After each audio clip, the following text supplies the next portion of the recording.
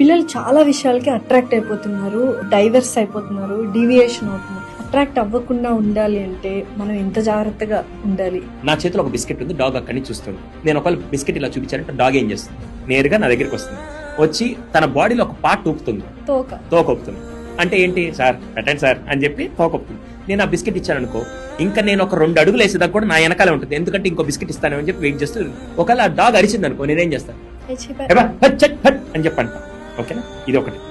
రెండో సిచ్యువేషన్, ఇదే బిస్కెట్ తీసుకెళ్ళి నేను ఆర్మీ ట్రైన్డ్ డాగ్ దగ్గర, పోలీస్ ట్రైన్డ్ డాగ్ దగ్గరికి వెళ్ళి ఆ బిస్కెట్ చూపిస్తే అది తోకొప్పుకుంటూ వస్తుందా? అదేంటి, ఇది బిస్కెట్ చూపిస్తే వచ్చేసింది, అది బిస్కెట్ చూపిస్తున్నా రావట్లేదు.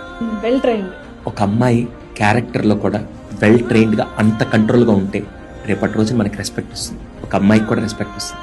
ఒక 120 రూపాయలు సిల్క్ చాక్లెట్, 10 రూపాయలు ఫ్లవర్ పట్టుకొని ఎవడో రోడ్డుకి బేవర్స్గా ఒంటి మీద వాడేసుకునే డ్రస్సు వాడిది కాదు, అమ్మా నాన్న కొనిచ్చిన బండ్లో దాంట్లో వాళ్ళ రక్తం చిందించిన పెట్రోల్ కొట్టించుకొని వచ్చి స్టంట్లు వేస్తుంటే వాడికి మనం పడిపోతున్నాం అంటే నాకు తెలిసి రేపటి రోజున కొద్దిగా మనం ఏదైనా రియాక్ట్ అయినా కూడా వాడు ఆ డాగ్ని మనం విసిరేసినట్టే ఇక్కడ మనల్ని కూడా మన జీవితాలు రోడ్డు మీద విసిరేస్తారు. దయచేసి మనందరం ఎలా ఉండాలంటే, అది అమ్మాయి అయినా అబ్బాయి అయినా ట్రైన్ డాగ్ లాగా ఎమోషన్స్ నువ్వు కంట్రోల్ చేసుకోగలిగి ఎవడొచ్చినా నీ క్యారెక్టర్ కొనలేని స్థాయికి నువ్వు ఎదగాలని ప్రతి అమ్మాయిని అబ్బాయిని నేను కోరుకుంటున్నాను.